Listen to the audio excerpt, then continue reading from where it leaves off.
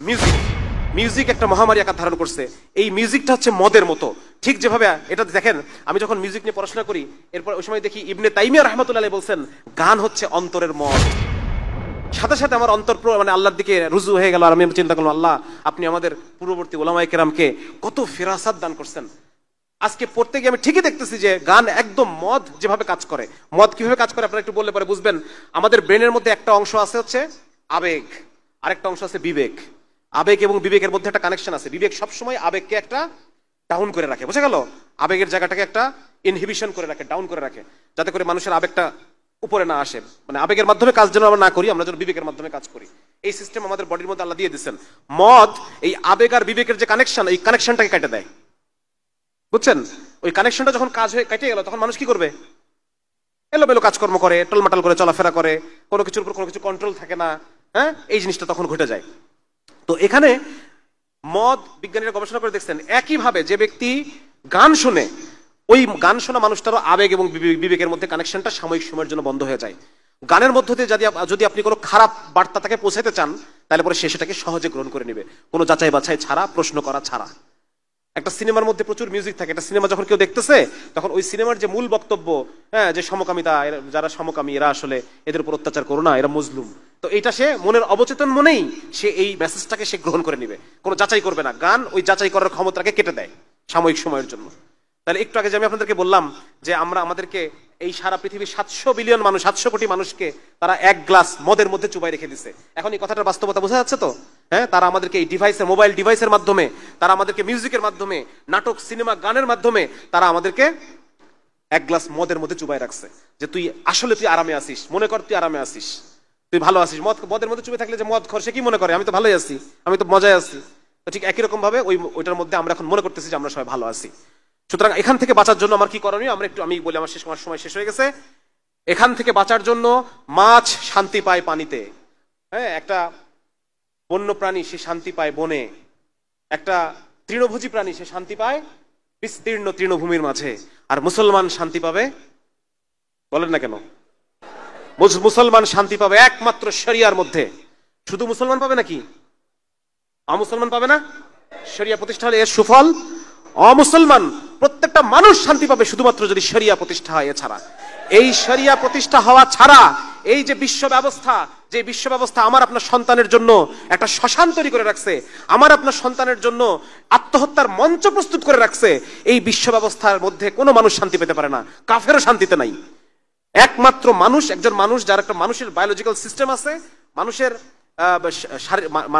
শরীর, এ একমাত্র শান্তি পেতে পারে শুধুমাত্র ইসলামী শরিয়ার মধ্যে। আল্লাহ তাআলা কোরআনের মধ্যে বলছেন, আলা বিযিকরিল্লাহি তাতমাইন্নুল কুলুব, অন্তরের প্রশান্তি একমাত্র আল্লাহ স্মরণের মধ্যে। এটা ছাড়া কোনো অন্তর শান্তি পেতে পারে না। সুতরাং ইসলামী শরিয়া যদি প্রতিষ্ঠা না হয়, তাহলে পরে আমার আপনার সন্তানকে আমরা এই রকম একটা ভয়ঙ্কর দুনিয়াতে রেখে যাচ্ছি, যেখানে তার আত্মহত্যা করার সম্ভাবনাই বেশি।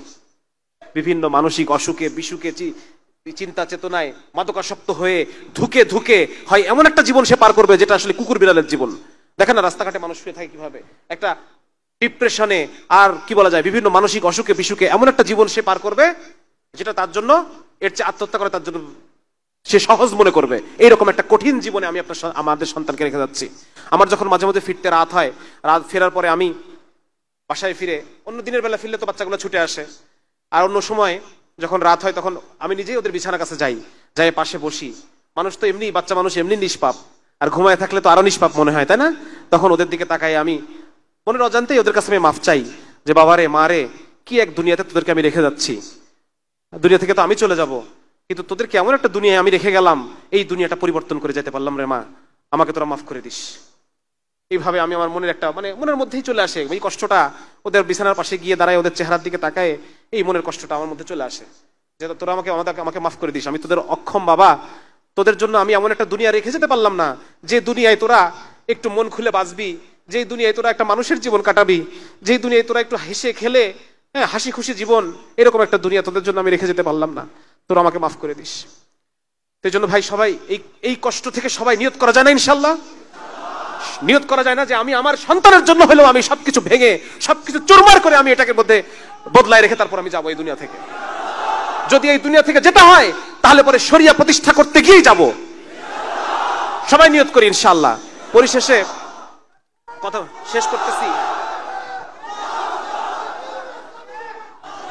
এক এক এক কাফের এক কবি, উনি লিখে, কবি, এই কবিতাটা প্রাসঙ্গিক এই জন্য উল্লেখ করতেছি। রাসূল সাল্লাল্লাহু আলাইহি ওয়াসাল্লাম একবার কবি লাবিদ, কাফের কবি, তার কবিতা সম্পর্কে প্রশংসা করছিলেন। তো এই জন্য আমি কবিতাটা আপনাদের সামনে একটু নিয়ে আসলাম। কবি সুকান্তের একটা কবিতা আছে যে এসেছে নতুন শিশু, তাকে ছেড়ে দিতে হবে স্থান। এটা পড়ছেন না আপনারা, অনেকেই পড়ছেন হয়তো। সেই কবিতার একটা অংশ আপনারা শব্দগুলো একটু খেয়াল করেন। জীর্ণ পৃথিবীতে ব্যর্থ, মৃত আর ধ্বংসস্তূপ পিঠে নিয়ে চলে যেতে হবে আমাদের।